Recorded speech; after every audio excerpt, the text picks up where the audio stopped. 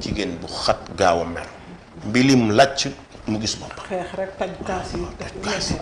mën na jékki jëkkëram new fi liggéeyi xel bi na ci moom mu woo ko téléphone chérie je t'aime da nanga bu kër ne teg tànkam ci bunt bi rek mu changé loolu jigéen bu muy nekk ci yow bu yeboo nga teel a jot te xam ne y'a problème parce que ki nga bëgg léegi di ko wax léegi ci téléphone wala toog di xool ay photo léegi mu ñëw léegi nga mel ni keneen war nga xam ne nekkul quelque chose naturel